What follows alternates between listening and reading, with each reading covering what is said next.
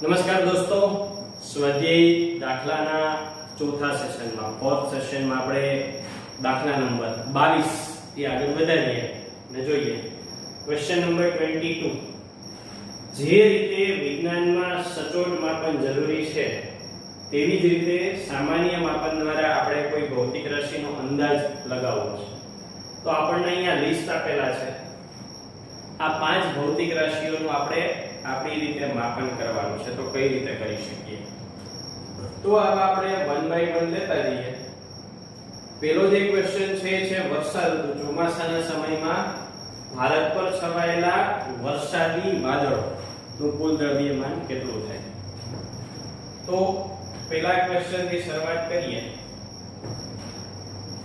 વરસાદનું પ્રમાણ માપવા માટે એક કેપિલરી ટ્યુબ રાખેલી હોય અને આમાં વરસાદ પડતો હોય ખુલ્લી જગ્યામાં રાખેલી હોય, પછી કેટલું અંદર પાણી ભરાય છે એના પરથી વરસાદનો જથ્થો નક્કી થાય. ઉદાહરણ તરીકે આમાં પાણી ભરાયું અને પાણી ભરાયા પછી આ ઊંચાઈ છે એ h જેટલી મળી. ટેસ્ટ ટ્યુબ જેવું જ આ સાધન હોય એ જ મળી. કેટલા વિસ્તારમાં વરસાદ પડ્યો? તો કે સમગ્ર ભારતમાં પડે છે. તો સમગ્ર ભારત માટે જે વિસ્તારમાં વરસાદ પડ્યો એ ક્ષેત્રફળ ભારત દેશની સપાટીનું ક્ષેત્રફળ છે. કે ભારત દેશની સપાટીનું ક્ષેત્રફળ છે. આ આંકડો આપણે ક્યાંય આવ્યો નથી એટલે તમને યાદ ન હોય અથવા ખબર ન હોય એની આપણે બિલકુલ ચિંતા કરવાની જરૂર નથી. આપણે રીત કહેવાની છે, આંકડા નથી કહેવાના. તો આખા ભારતમાં આટલું બતાવેલું હોય એનો અર્થ કુલ કદ કેટલું થાય? તો કે આખા ભારતમાં આવી સીસીઓ મૂકી દઈને તો કુલ કદ કેટલું થાય? તો કે બેઝિક સમીકરણ છે લંબાઈ ગુણ્યા પહોળાઈ ગુણ્યા ઊંચાઈ. પણ લંબાઈ ગુણ્યા પહોળાઈની બદલે આપણે શું કહીએ છીએ? ક્ષેત્રફળ ગુણ્યા ઊંચાઈ. એટલે જે પાણી પડ્યું છે એ પાણીનું કુલ કદ થાય v a h. આપણે દળ શોધવાનું છે. દળ માટે શું કરીશું? તો કે ઘનતા એટલે દળના છેદમાં કદ. તો દળ ઘનતા ગુણ્યા કદ. ઘનતા રો કદ. કદ કેટલું આવ્યું? તો કે કદ માટે આપણે અહીંયા સમીકરણ મેળવ્યું k h. હવે પાણીની ઘનતા અહીં આપવી પડે. પાણીની ઘનતા 1000 કિલોગ્રામ પ્રતિ મીટર ક્યુબ થશે. પછી એ જ રીતે ક્ષેત્રફળની કિંમત મૂકો અને એ જ રીતે h ની કિંમત મૂકો. એટલે આટલા કિલોગ્રામ પાણી પડ્યું છે અને જેટલું પાણી પડ્યું હોય એટલું વરસાદમાં પાણીનો સંગ્રહ થયેલો હોય. વાદળમાં પાણીનો સંગ્રહ થયેલો હોય એ વાદળ વરસી અને પડ્યું હોય તો એટલું જ પાણી ક્યાં સંગ્રહાયેલું હોય? વાદળમાં. તો વાદળનું દળ આ મુજબ થશે. અહીંયા h ની કિંમત કોઈ પણ હોઈ શકે. દરેક વિસ્તારમાં જુદો જુદો વરસાદ હોઈ શકે. એટલે તમને યોગ્ય લાગે એવી કોઈ પણ એક કિંમત લઈ અને આ જવાબ લખવાનો થાય. અર્થાત આ જે કિંમત ધારે એના પ્રમાણે જવાબ જુદો જુદો આવી શકે. બરાબર છે? પણ રીત છે એમાં ફેરફાર ન થઈ શકે. પાણીની ઘનતા પણ 1000 જ એને મુખ્યત્વે બદલાવી શકો નહીં. Next question. તો કે નેક્સ્ટ ક્વેશ્ચન છે કોઈ હાથીનું દ્રવ્યમાન. હાથીનું દ્રવ્યમાન શોધવાનું છે. એના માટેની રીત આપણે ચેપ્ટર નંબર 10 માં આવે અને ચેપ્ટર નંબર 10 માં ઉત્પ્લાવક બળનો સિદ્ધાંત છે. બેયોન્સિક ફોર્સ આપણે ચાલેલું નથી એટલે એમને કરાવવું પણ વ્યર્થ છે. એમાં કોઈ ટપો પડવાની શક્યતા પણ નથી. એટલે ઓપ્શન બી છે આપણે હાલ ગણતરીમાં નહીં લઈએ. ચેપ્ટર 10 આવશે એટલે આવા અસંખ્ય દાખલાઓ આવશે. એટલે અત્યારે કદાચ રાખીએ તો કોઈ ફરક પડી શકે નહીં. પછીનું છે કોઈ પણ આંધી દરમિયાન પવનની ઝડપ. આ પણ એવું જ કંઈક છે. અહીંયા ચેપ્ટર નંબર 7 ચાક ગતિ એના સમીકરણોનો ઉપયોગ આવે છે, જે આપણા માટે બિલકુલ નવું જ છે, હજી 7મું ચેપ્ટર સુધી પહોંચ્યા જ નથી, એટલે એના સોલ્યુશન માટે પણ આપણે બાકી રાખીએ છીએ. ડી, તમારા માથાના વાળની સંખ્યા. માથામાં કેટલા વાળ હોય એને એપ્રોક્સિમેટલી શોધી શકાય છોકરાઓ. 100% એક્યુરેટ ન આવે. કેવી રીતે શોધવાના છે? તો કે શોધવા માટેની રીતની વાત કરીએ તો ક્વેશ્ચન નંબર ડી. હવે શું કરવાનું છે? તો કે આપણે માથાના એક વાળનો વ્યાસ શોધવાનો છે. તમને એમ થાય માથાના વાળનો વ્યાસ મળી શકે? યસ, મળી શકે. Micrometer screw.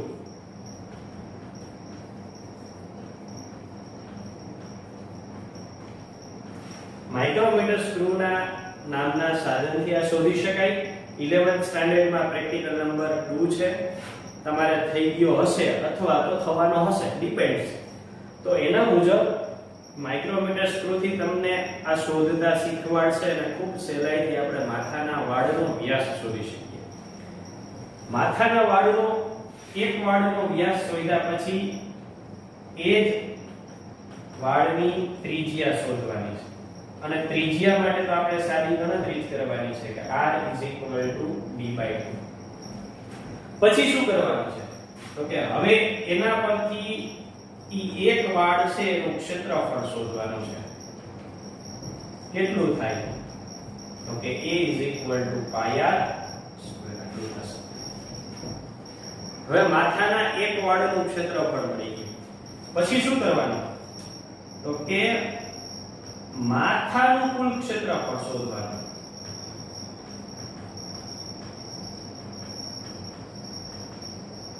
એને એડ્રેસ. આપણા માથા ઉપર જેટલા વિસ્તારમાં વાળ ઉગે છે ને એ બધાય વિસ્તારનું ક્ષેત્રફળ શોધવાનું. બરાબર છે? એ ડેશ. અને એ વિસ્તાર તો ખૂબ મોટો છે એટલે સરળતાથી શોધી શકાય. તો સિમ્પલ ત્રિરાશિ થાય. શું ત્રિરાશિ થશે કે તો અહીંયા આપણે લખીએ કે ભાઈ વાળ માટે જો ક્ષેત્રફળ ને વાળ, ક્ષેત્રફળ જો a જેટલું હોય તો કેટલા વાળ થાય? એક વાળ થાય.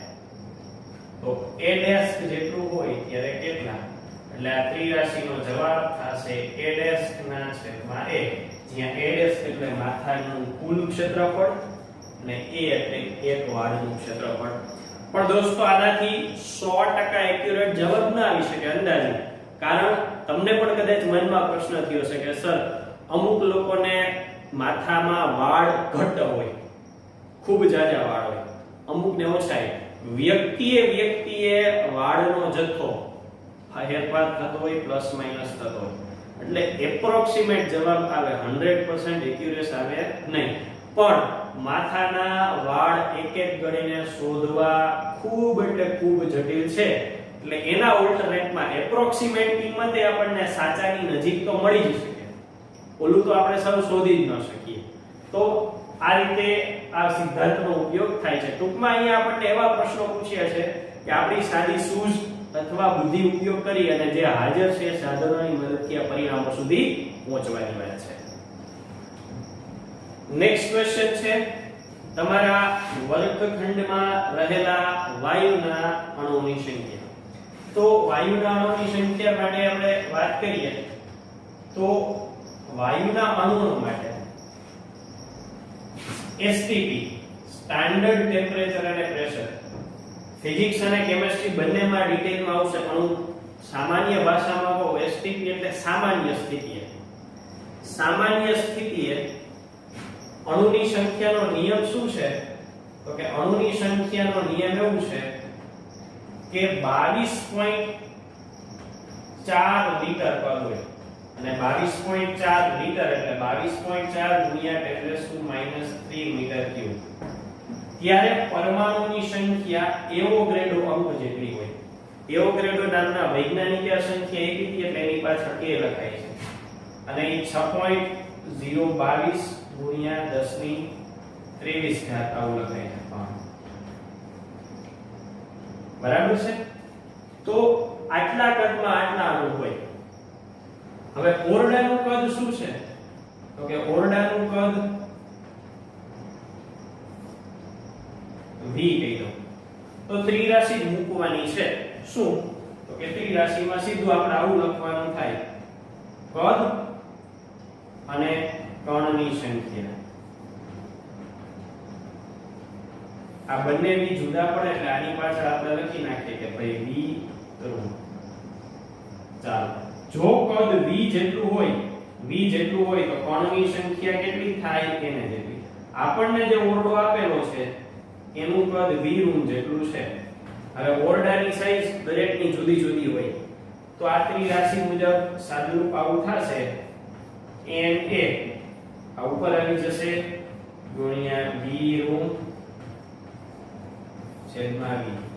na ની કિંમત તો ફિક્સ જ રહેવાની, આ કિંમત એ ફિક્સ રહેવાની. હવે તમારો ઓરડો જેવડો છે એ પ્રમાણે આ કિંમત મૂકો એટલે અહીંયા તમને ટોટલ કણની સંખ્યા મળી જશે કે ઓરડામાં ટોટલ હવાના આટલા કણો હશે.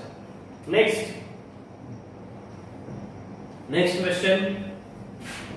સૂર્ય એક ગરમ પ્લાઝમા છે જે તેની અંદરના ભાગનું તાપમાન 10⁷ કેલ્વિન થી વધારે અને બાહ્ય પૃષ્ઠનું તાપમાન 6000 કેલ્વિન છે.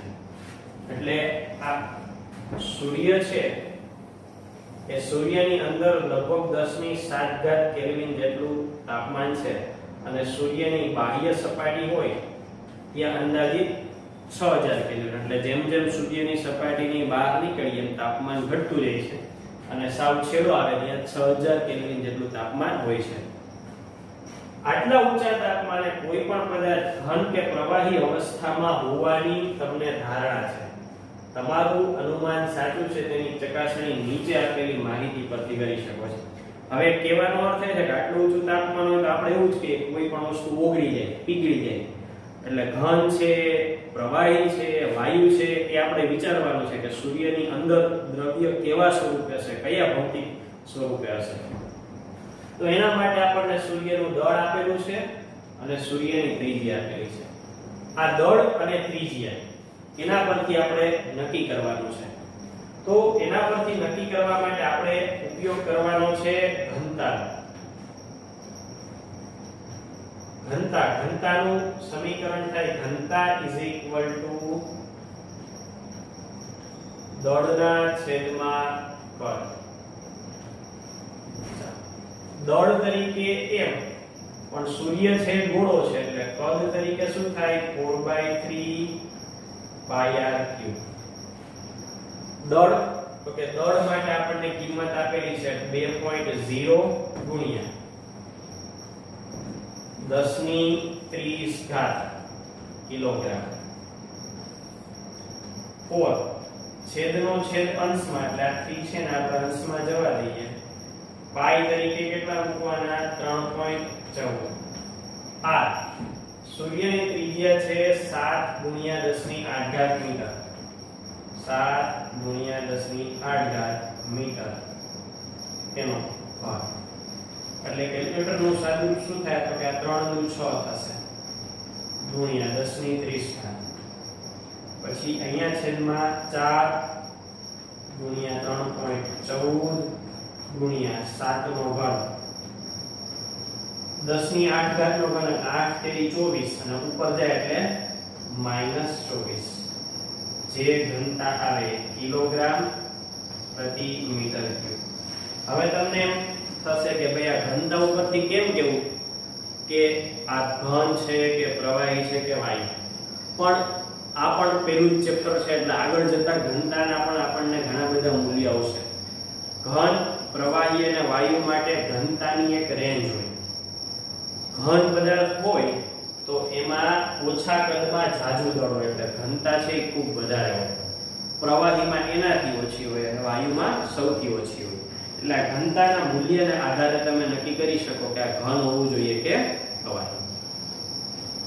નેક્સ્ટ ક્વેશ્ચન ઉપર જઈએ. જ્યારે જ્યુપિટર એટલે કે ગુરુ ગ્રહ પૃથ્વીથી 824.7 મિલિયન આટલું દૂર હોય કિલોમીટર, ત્યારે તેના કોણીય વ્યાસનું માપ 35.72 સેકન્ડ છે. તો જ્યુપિટરનો વ્યાસ શોધો. હવે સિમ્પલ બાબત છે.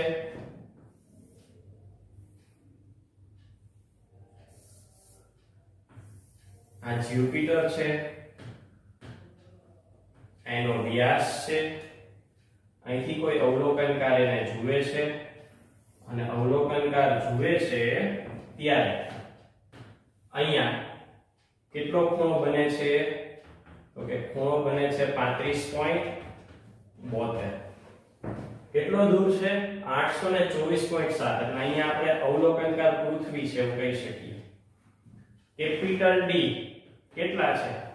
824.7. મિલિયન શબ્દ લખ્યો છે. 1 મિલિયન એટલે 10 લાખ થાય.